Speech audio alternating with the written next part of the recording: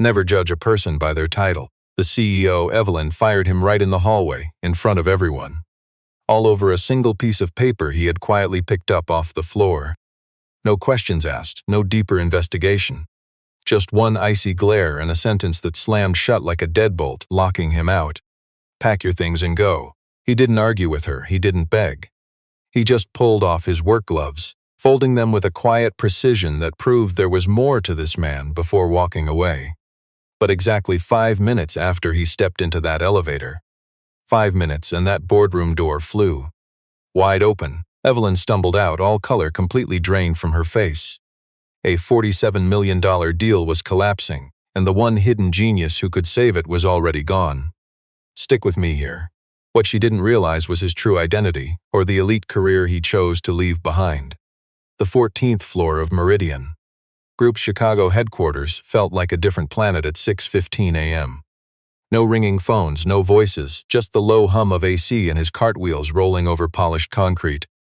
Elijah Monroe quietly pushed his cleaning cart past that row of glass-walled luxury offices. Working the way he always did, highly methodically, without rushing, without making a sound. He had learned long ago that being invisible gives a person a strange kind of freedom. Nobody ever watches the guy holding the mop. Nobody asked him questions. That quiet setup suited him just fine. At 34, he was broad-shouldered with calloused hands and eyes that processed everything around him. He had been working the early shift for just over a year, 6 a.m. until 2 p.m. 5 days a week. By 2:30, he was standing at the school gate waiting for his son, Isaac. That simple routine was the entire architecture of his life. And he built it that way on purpose. Let's remember, it wasn't from a lack of ambition at all, but from a place way harder to explain to people who only judged others by their jobs. His son Isaac was 7, and he honestly thought his dad hung the moon. The boy had Elijah's stubborn jawline and his mother's habit of laughing at things that weren't meant to be funny. Every morning before Elijah left, the boy was still sound asleep at the neighbor's apartment, tucked safely under a blanket at Margaret's place, just 2 doors down. A ragged stuffed dog named Wren was tightly pressed under his arm. That dog was missing a button eye and stitched up twice, but the boy completely refused any replacement.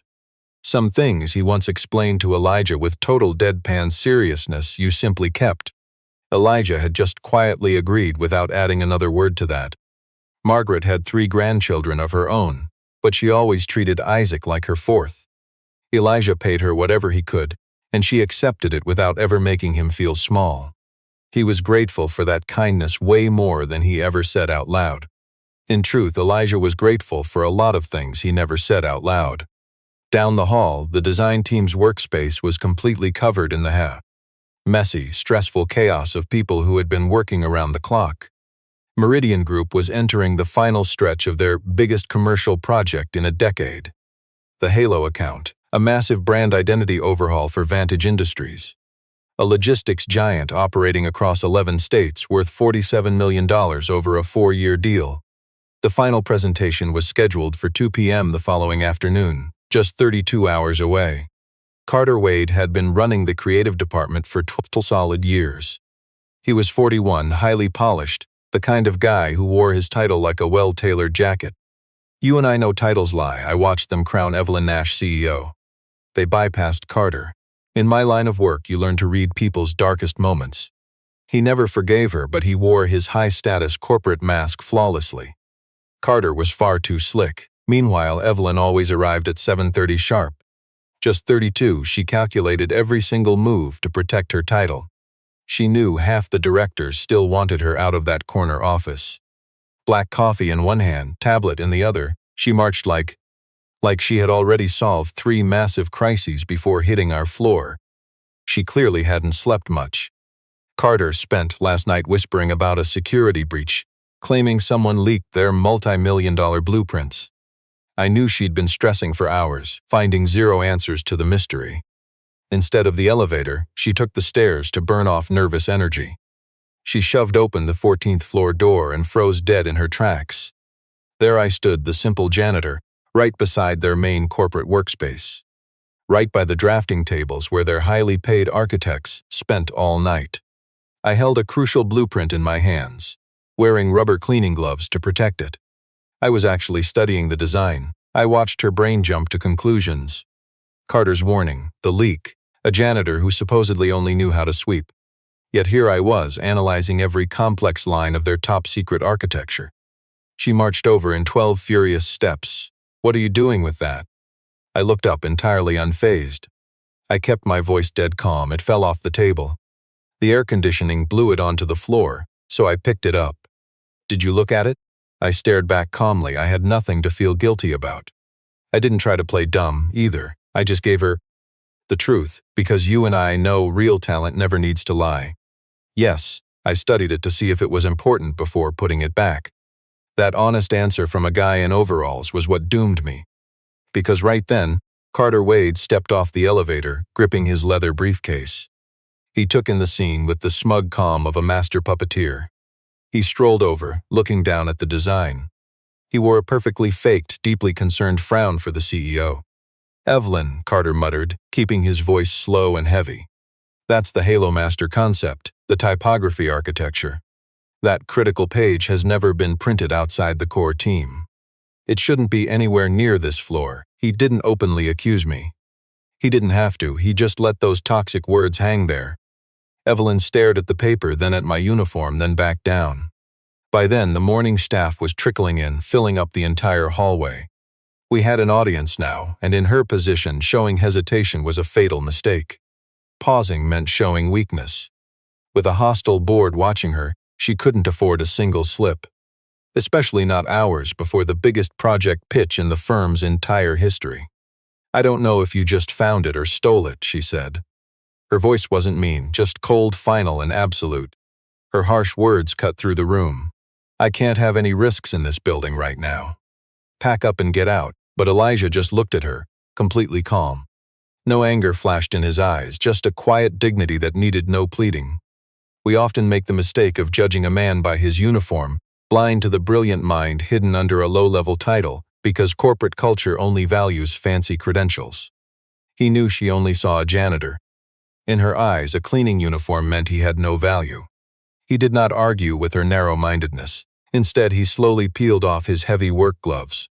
Folding them with neat, methodical precision, he set them right on his cleaning cart. "Understood," he murmured softly. He didn't waste another word. He quietly gathered his few personal things from the closet, starting with his bottle.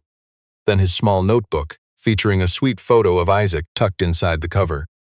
Tying a jacket around his waist, he walked quietly down the hall toward the elevator. Around the office, colleagues stared at their phones or blank walls, just dead silence.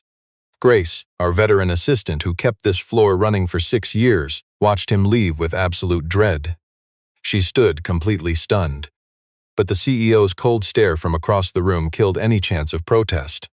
The elevator chimed and Elijah stepped in. Just before the doors slid shut, his phone buzzed. He pulled it out. It was a message from Margaret.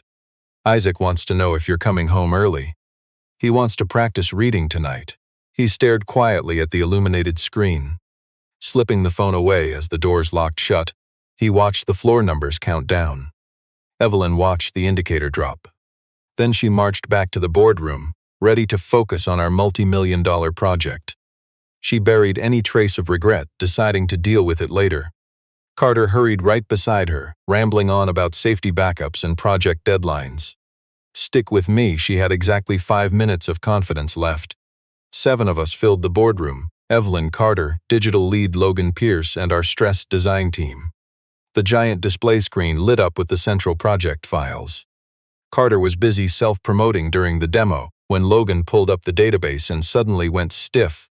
A heavy, suffocating silence filled the room before anyone even realized. "Logan," Evelyn demanded, wanting immediate answers. Logan went pale, his eyes locked on the monitor as if refusing to process the disaster. Slowly, he turned his laptop around so we could all see. The main project folder was empty. Our critical brand typography, the very foundation of this entire high-stakes design project, had completely vanished. No glitch, no error, just deleted. Even our secure cloud backups had been totally wiped out. Logan pulled up the server logs, and I could see his hands shaking. The entire system was wiped at 3:47 a.m. He nervously read the login name. He said the name twice because the first time seemed too absurd to be true. The credentials belonged to Carter Wade himself. Carter defended himself immediately, but you and I know a practiced lie never quite mimics the real truth. He claimed he was hacked by a rival brand, swearing he had noticed suspicious activity for weeks. He insisted he wanted to report it, but feared causing panic before our big presentation. The executive talked with smooth confidence.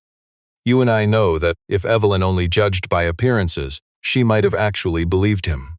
But I watched his hands. Carter's hands were entirely, unnaturally still. The hands of a man with zero fear, because this chaos was exactly what he wanted. While the suite panicked over the backup, Logan pulled a local offline file from last week. He clicked it open, and I knew instantly it was completely useless. 60% of the final updates were gone. The version gap was just massive. Presenting that garbage to Vantage Industries would be worse than showing them absolutely nothing, because at least nothing could be easily explained away. An outdated presentation screamed that these expensive executives had absolutely no clue what they were doing. The entire boardroom fell into a very specific kind of silent panic. That heavy silence when highly paid experts realize no normal solution can save them. I had been standing quietly near the door the whole time. I always listen more than I talk, but we both know the quietest people often hold the real answers. I spoke carefully, keeping my eyes on the table instead of looking at Evelyn. "The janitor you just dismissed, Elijah," I began. 3 weeks ago, he was sweeping the server room. Logan was complaining about a major system glitch his tech team had been battling for days. Elijah studied the screen for maybe 20 minutes, and then he completely fixed it. Logan whispered it to me later. I think the exact word he used was rattled. Evelyn stared right at me, rattled by how fast he solved it. And by how effortlessly Elijah understood what he was looking at, I replied. Logan said it was like watching a master read a language the rest of them were barely learning. The boardroom went dead silent. Evelyn slowly sank back into her leather chair. Right there on the polished table in front of her was the empty spot where that $1 million design had been sitting, right before she blindly shoved it aside. The exact blueprint that had slipped off the drafting desk earlier. The blueprint an ordinary janitor in work gloves had quietly picked up from the floor and neatly organized. He wasn't trying to steal company secrets. He just knew talent when he saw it, treating it with respect. Yet she had fired him on the spot. She bolted upright and snatched her phone. Her call went straight to voicemail. She desperately dialed a second time. The line cut out instantly. He had deliberately ignored the CEO's call. Evelyn dropped the phone back onto the table and locked eyes with me. I was already typing, pulling up the company's employee records on my screen. Elijah's file was shockingly empty. A simple temporary janitor on paper with barely any official records. For education, it just listed an unspecified college, and his address was on the working-class West Side. A neighborhood that wasn't wealthy or broken down, just quietly invisible to elite executives. The exact kind of place where real talent minds its business without seeking attention. I switched to an online professional network, and his real credentials popped up immediately. He hadn't touched the profile in 4 years, and there was no professional photo. But his employment history was brief and incredibly heavy. Senior visual identity designer at Aldrich & Crane Brand Studio in New York. From 2014 to 2019. Aldrich & Crane was a legendary name in design. Stick with me here. Every designer in that room knew they were the premier branding agency on the East Coast. The kind of place where your title actually meant something. I slowly scrolled to the next line. Principal designer and founder of Monroe Design Lab from 2019 to 2020.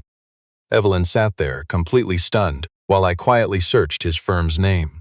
An old 2020 architecture piece popped up first, proof that we should never judge someone by their humble title. The headline was sharp and devastating. Monroe Design Lab closes after founder's tragedy. She read it aloud. She skipped the filler. Most of the corporate details did not matter now. But one specific sentence hit the hardest. In September 2020, this hidden genius lost his wife Diana in a tragic crash.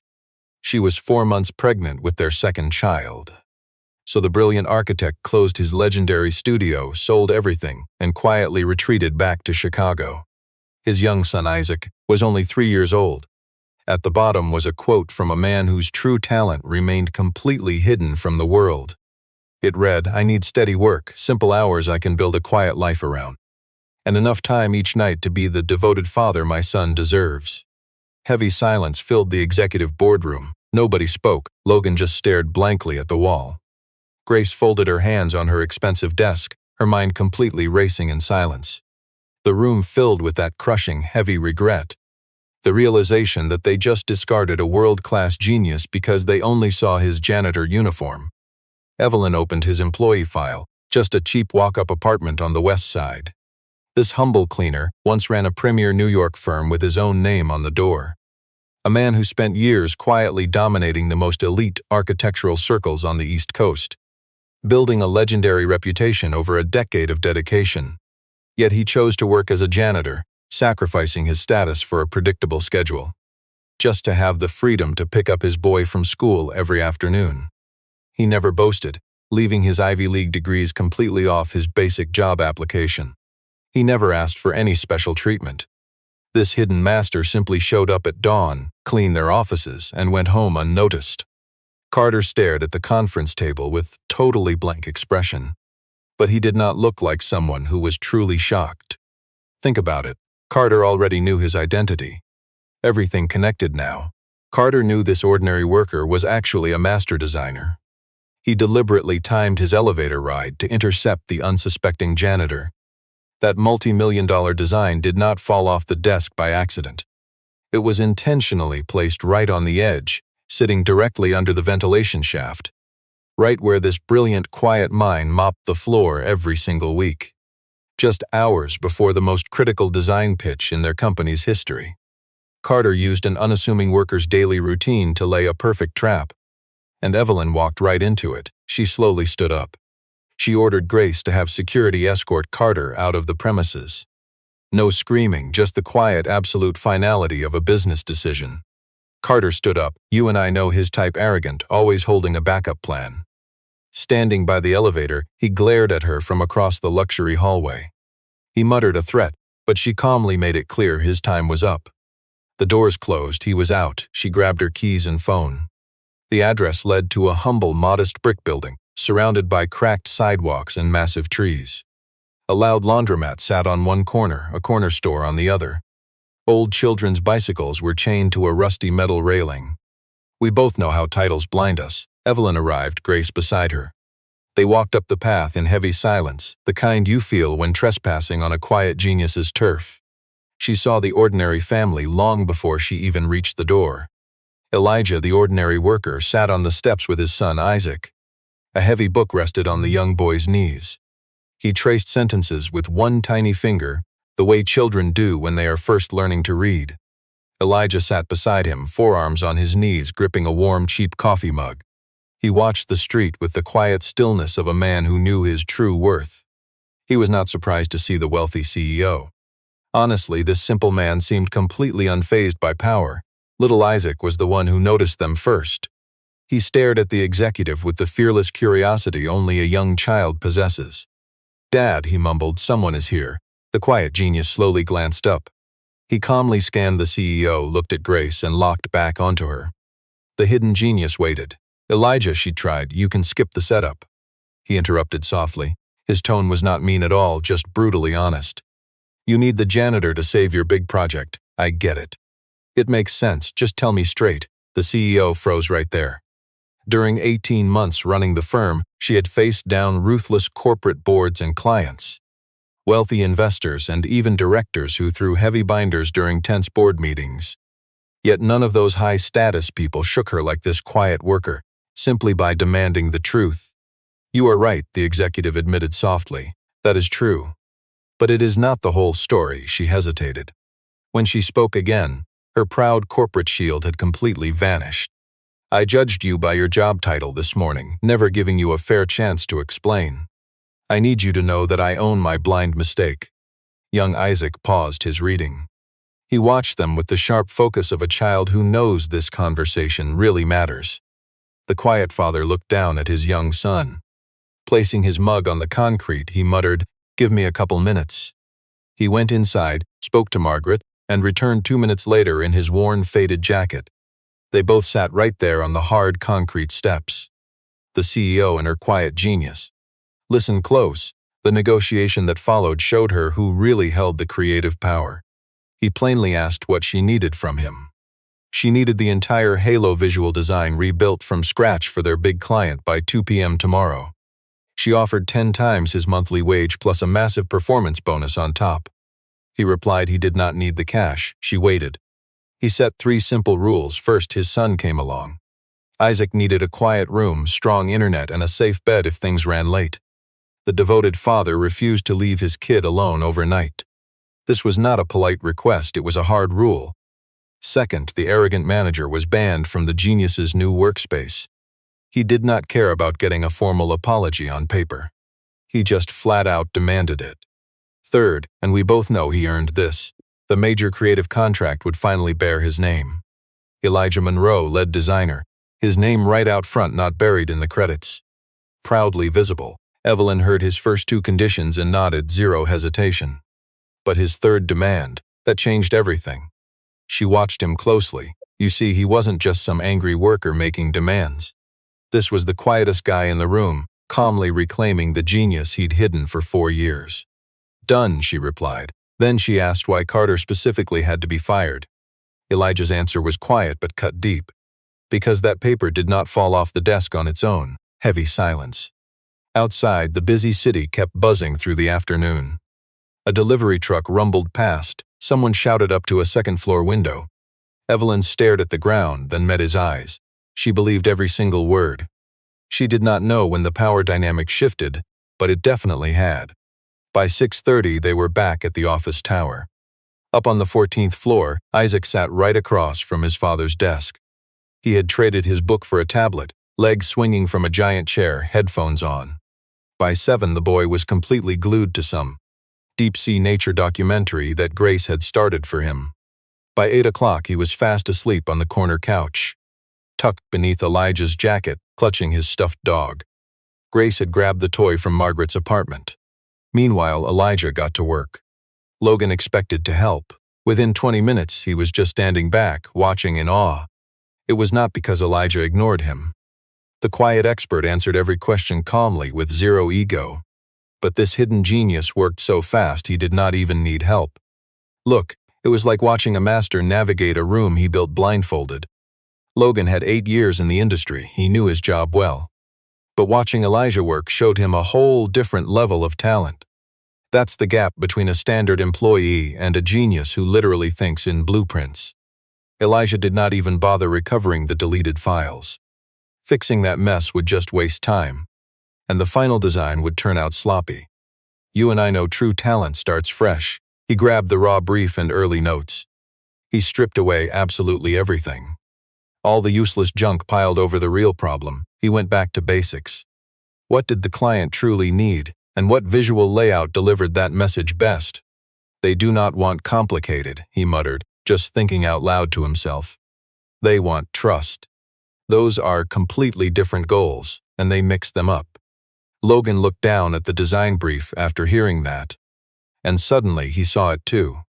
The layout had become a cluttered mess because people mistake crowded designs for sophistication. And flashy designs always trick the boardroom. But Elijah was cutting through the garbage to find the gold. By 10, the new layout was breathing. By midnight, the foundation was rock solid. After that, it was just pure, quiet polishing and spacing. You and I know what truly separates ordinary work from absolute genius. Elijah kept a calm rhythm, completely ignoring the surrounding panic. He refused to rush. He stayed totally grounded, proving that true talent does not need to rush.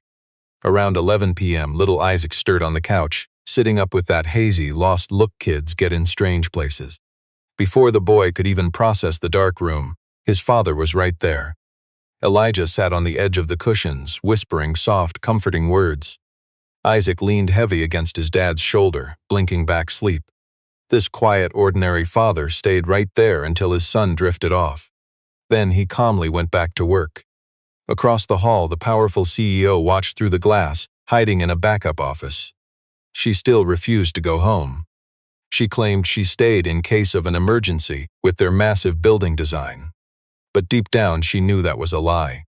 A bit later, her assistant Grace brought coffee and sat across from her. Together, they watched this supposedly ordinary janitor fix their massive mistakes right next to his sleeping son. Eventually, Grace confessed she had tried to warn her about the fatal flaw that morning. Evelyn nodded as Grace quietly regretted not speaking up much louder. The CEO calmly replied that the failure was entirely her own fault. Then she whispered it once more. It was her own fault. But here is the twist. At 11:30, she permanently suspended Carter's email accounts. He had a malicious draft saved for the Vantage client. Fully written, just not sent yet. It was a sabotage email designed to destroy their reputation and ruin the presentation, flagged during a late-night IT audit. That single log was enough. Evelyn immediately launched an HR probe and had security march him out before midnight. No screaming matches, just swift justice. Carter grabbed his jacket and bag, pausing at the elevator to throw a hateful look back at Evelyn. She stood perfectly still at the far end of the corridor. He warned her this was not over, but she calmly replied, "It is tonight." The elevator dinged, he stepped inside, and quiet returned to the office. By 2 a.m., this underestimated worker had finished the entire project. By 3, after verifying every detail, Elijah packed up and gently lifted his sleeping boy. The child stirred, wrapped his small arms around his father's neck, and fell right back asleep. They slipped out, where a private ride was waiting for them. Evelyn stood watching from the window as their taillights disappeared into the dark. The following afternoon, the Vantage team arrived right before 2 p.m. Their leader was Adrian Walsh, a sharp elite branding executive in his mid-50s. He had sat through thousands of major pitches and could spot a fraud instantly. He gave brief professional handshakes, gliding around the conference table with the bored, routine politeness of a seasoned corporate veteran. He gave the casual janitor a dismissive blank glance. No expensive suit, just calm confidence. He stared at Evelyn. We both know his silent question, "Why is this ordinary guy sitting in our meeting?" Evelyn skipped the pleasantries. "This is Elijah Monroe." I still remember her exact words. "He designed the Halo system, nothing else." No flashy corporate titles, no defensive fluff, just the quietest man standing up. He spoke exactly how he worked, no hesitation and absolutely zero theatrical performance. Every design choice was justified by the actual real-world problem it fixed. He never hid behind flashy design theories. He unpacked Vantage's core value, not just their products, but their ironclad guarantee. Then he calmly walked all of us through the visual logic. It proved that promise instantly without making anyone guess its meaning. Every single element had a clear purpose. There was no guesswork. The entire branding system worked everywhere. From business cards to giant billboards and complex digital interfaces, it was bulletproof. When he finished speaking, Adrian Walsh sat in dead silence for 8 seconds. Everyone who actually knew Walsh understood that heavy, sudden pause. He was not unhappy at all. It was the stunned silence of a man whose brain was racing just to process what he had finally seen and heard. The people in the room who did not know him started fidgeting nervously. Finally, Walsh spoke. "I have sat through a great deal of brand presentations. This is the first time in recent memory that I finished one without finding a single thing I felt compelled to push back on." He turned his gaze directly to Evelyn. "Who did you say this was?" "Elijah Monroe," she replied quietly. Walsh stared at Elijah once more. A subtle, quiet shift crossed his face. It was pure respect. An elite professional realizing this quiet, seemingly ordinary man was operating on a completely different level. "I want Mr. Monroe's name on the contract papers," he said, "as the designer of record." Evelyn did not even look at Elijah when she gave her final answer. She just kept her eyes on Walsh, wearing a slight, knowing smile. "That was already part of our terms," she told him calmly. "You and I both know how rare this is." They signed the deal before even leaving the room. Out in the hallway later, the quiet designer checked his phone. A text from his kid Isaac, sent from a tablet. "Dad, are you done yet? I am hungry." The corner of his mouth twitched. No big show, just a genuine quiet reaction you only see when someone finally drops their guard for a split second. Evelyn stepped out into the hallway. "Mr. Monroe," she began. "Elijah," he corrected. She adjusted, "Elijah." Then she looked him dead in the eye. I want to say something that is not about the company or this contract. He waited quietly. I looked at you yesterday morning and judged exactly who you were before asking a single question. I knew better than to judge a person by their cover, but I did it anyway. She paused. I am sorry, not on behalf of the company, but on my own behalf. Elijah held her gaze. That quiet space between them was not awkward. It was the heavy, calm silence of two people being completely honest with one another. I accept that, he said softly. That was all. No strings attached, no grand fake display of forgiveness. Just the quiet dignity of a man who did not need to turn someone else's mistake into a dramatic story. 2 days later, a formal job offer arrived. Evelyn wrote it herself, which was incredibly rare. The role? Creative Director at Large, a massive project-based design contract. No daily grind, total schedule freedom. See why you never judge a book by its cover? The quiet genius now earned exactly what Loud Carter made. Every luxury Meridian design from this deal would carry the humble janitor's name. No exceptions. A fresh cover letter sat right on top of his contract. It wasn't the usual cold, stiff corporate paperwork. It simply confirmed his standard employment terms remained the same. The only thing we added was that childcare flexibility clause. It was our idea because we honestly should have thought of it first. The quiet master read the offer silently at his kitchen table. Across from him, little Isaac was doing his reading homework. He traced a tiny finger under each sentence, lips moving. Finishing the page, Isaac noticed his quiet dad staring deeply at the contract. Is that about a job? It might be, Elijah whispered. Do you like it? Elijah paused to really think about it. Not a tactical pause to dodge his son, but a quiet, honest moment searching for the truth. I think I might. Isaac weighed this seriously. Will you be home on time? Yes, every day? Most days, and if I am late, I will tell you. The boy silently tested this promise against his own strict standards. Finally, he nodded and went back to reading. Elijah signed the contract the next morning. The Human Resources investigation silently wrapped up 3 weeks later. The evidence against Carter was damning, specifically those file deletion timestamps. Hidden draft emails and server logs fully justified an immediate harsh firing. There was no dramatic hearing or shouting matches in the boardroom. Just a cold, formal letter and a brief meeting with Human Resources. And just like that, the loud designer who thought his title made him untouchable was fired. The entire office felt completely different afterward. You and I know that feeling, when a toxic corporate machine finally gets shut off. On Monday, the former janitor stepped onto the 14th floor as a valued senior designer. He walked calmly past the glass double doors of the Meridian building at 8:45. He slung a worn canvas backpack over his shoulder. Isaac walked alongside him, eyes wide and head swiveling, taking in every detail of the massive office. School was closed today, and Margaret was busy with family. The quiet dad had casually mentioned this to Grace earlier. Grace immediately set up a spare office for the kid. At the reception desk, the woman smiled with the polished politeness of corporate staff. Can I get your name, please? Elijah Monroe, he whispered quietly. She checked her screen, her face changing instantly. You know that look when a simple name carries massive weight? Of course, Mr. Monroe. Take elevator 3 up to the 14th. They are waiting for you.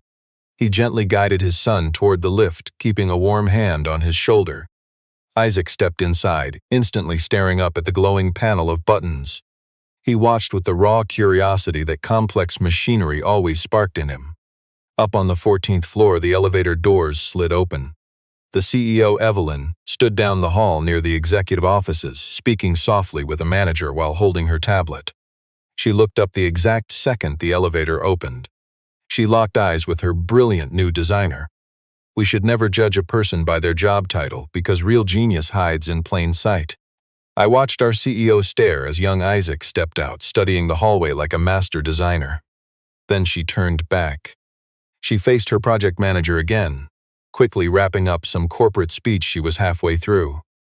With that, she marched straight toward her private corner office. But just before passing the glass partition, her confident expression suddenly shattered. That polished boss look was gone, replaced by the raw, quiet panic people show only when they think they are completely alone. She slipped through her door before that fear could fully show. Meanwhile, back in the hallway, Little Isaac tugged his father's sleeve. "Dad," the boy asked aloud, not even trying to whisper, "why is your desk so much bigger than everyone else's?" I watched Elijah glance down the long hallway toward his workstation. The custom desk Grace had built, far wider than any standard office setup, positioned right in the natural sunlight, just as he had requested. "Because I need the room," Elijah replied. Isaac studied the desk with deep, serious focus. "Or is it because you're actually more important?" Elijah let out a soft, sudden sound caught completely off guard. A dry, rusty laugh from a man who hadn't chuckled in years, almost forgetting how to do it. "Ask me later," he said, walking down the hall toward that massive desk of his. His quiet sun matched his pace perfectly. As we watched, the morning sun poured through the high windows, stretching across the floor in straight, unhurried lines, showing us that real, unrecognized talent is finally home.